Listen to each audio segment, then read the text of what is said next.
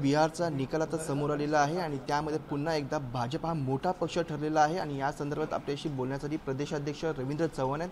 आपण त्यांच्याशीच बोलूया. भाजप हा पुन्हा एकदा मोठा पक्ष ठरलेला आहे, काय सांगाल? बिहारच्या निवडणुकीमध्ये नरेंद्र मोदींच्या नेतृत्वातलं सरकार हे बिहारमध्ये पुन्हा NDAचं आलेलं आहे.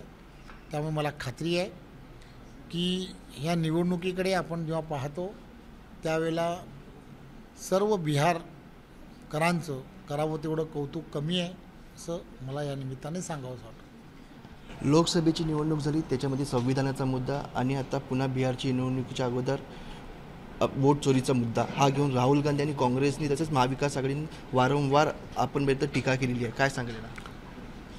प्रत्येक निवडणुकीच्या अगोदर एखादा फेक नेरेटिव्ह तयार करण्याचं काम हे काँग्रेस, UPA आणि त्यांचे असणारे घटक पक्ष हे नेहमी करत असतात.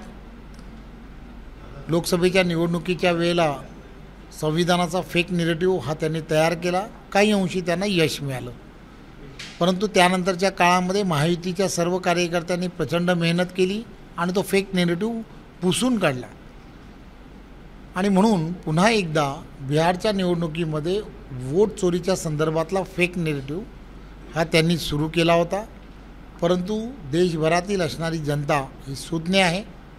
त्यांचा खोटारडेपणा हा त्यांच्या लक्षात आला आणि विकासाच्या दृष्टिकोनातून NDAच्या सरकारने नितीश कुमारजी यांच्या नेतृत्वातल्या बिहारच्या जनतेने केलेलं जे काम होतं त्या कामामुळेच तिथली जनता ही पूर्ण पाठीशी NDAच्या राहिली हे या निकालावरून लक्षात येतं. विधानसभेच्या निवडणुकीमध्ये ब्रेक टू ठरली ती म्हणजे लाडकी बहीण योजना आणि आत्ताच्या निवडणुकीमध्ये ती देखील लाडकी बहीण योजना मोठ्या प्रमाणामध्ये आपण ब्रेक टू ठरलेली. पण अजून कोणत्या योजनांचे या ठिकाणी म्हणजे प्रत्येक योजना जी आहे, योजना देशाचे पंतप्रधान नरेंद्र मोदीजी यांच्या नेतृत्वामध्ये सरकारमध्ये ज्या होतात त्या तुमच्या लक्षात येतील. अन्न सुरक्षा योजना की ज्या योजनेच्या माध्यमातून या देशामधील कोणीही व्यक्ती गरीबातला गरीब हा उपाशी राहू नये म्हणून मोफत धान्य योजना ही पंतप्रधान नरेंद्र मोदीजींनी सुरू केली. प्रत्येकाच्या आरोग्यासाठी एक व्यवस्था राहिली पाहिजे म्हणून 5 लाखापर्यंतचा इन्शुरन्स हा देण्याचं काम हे केंद्रातील योजनेच्या माध्यमातून, राज्याच्या योजनेच्या माध्यमातून करण्यात येतं. त्यामुळे प्रत्येक योजना ही महत्त्वाची आहे आणि त्या योजनेचा लाभ हा सामान्य जनतेला मिळत असतो. 25 कोटीपेक्षा जास्त गरिबांना दारिद्र्य रेषेच्या बाहेर काढण्याचं काम हे अनेक योजनांच्या माध्यमातून नरेंद्र मोदींच्या नेतृत्वात झालं. त्याचा परिणाम जो आहे हा परिणाम हा या निवडणुकीच्या निकालावरती तुम्हाला लक्षात येतो.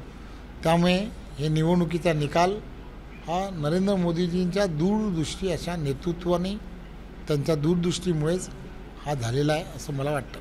पहिले उद्धव ठाकरे विरोधात होते, पण त्याच्यामध्ये आता राज ठाकरे देखील आता त्यांच्यासोबत आलेले आहेत आणि त्यांनी देखील आपण मिळतं इकडे वोट चोरीचा मुद्दा हा उपस्थित केलेला होता. त्यामुळे ठाकरे ब्रँड या ठिकाणी तयार झाला. त्यांना हा उत्तर असेल या. खरं तर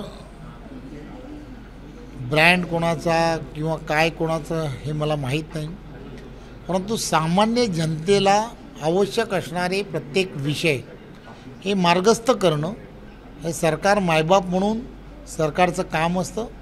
केंद्रातलं असणारं नरेंद्र मोदींचं सरकार हे त्या दिशेने काम करत आहे. राज्यातलं असणारं महायुतीचं सरकार देवेंद्रजींच्या नेतृत्वामध्ये दूरदृष्टी ठेवून काम करत आहे. त्यामुळे आम्हाला खात्री आहे की महायुतीचं या स्थानिक स्वराज्य संस्थेमध्ये घवघवीत यश हे महायुतीला मिळेल यात काहीच शंका नाही.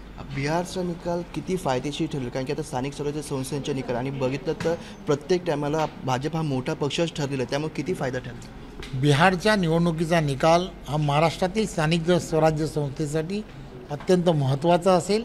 हाच ट्रेंड महायुतीच्या या स्थानिक स्वराज्य संस्थांमध्ये सुद्धा असेल यात काही शंका नाही.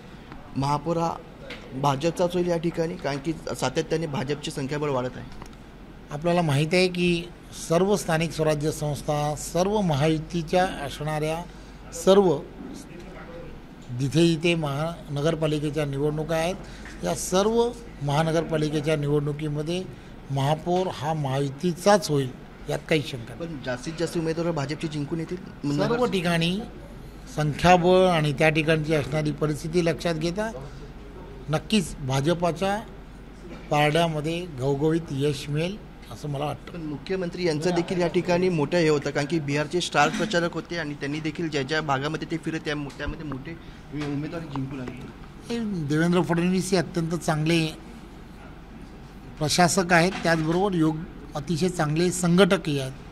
त्यामुळे संघटनेबद्दल त्यांना जे वेगळ्या पद्धतीची त्यांची पकड आहे आणि गेल्या बिहारच्या निवडणुकीमध्ये त्यांनी केलेला प्रचार आणि या सगळ्या गोष्टी तुम्ही लक्षात घेता. याही निवडणुकीमध्ये त्यांच्याकडे जबाबदारी होती. तिथल्या असणाऱ्या गावखेड्यामध्ये त्यांचं जाणं, तिथे असणारे सामाजिक प्रश्न समजून घेणं हे ते सातत्याने त्यांनी केलं होतं. त्यामुळे याही निवडणुकीमध्ये त्यांना तशी जबाबदारी दिली होती. नरेंद्र मोदींच्या नेतृत्वात जे यश मिळालं त्यामध्ये खालीचा वाटा हा बिहारच्या निवडणुकीमध्ये त्यांचाही आहे. थँक्यू. आभार. व्हिडिओ जर्नलिस्ट राजेश धोत्रेसह मनोज जायकर, जय महाराष्ट्र न्यूज, मुंबई.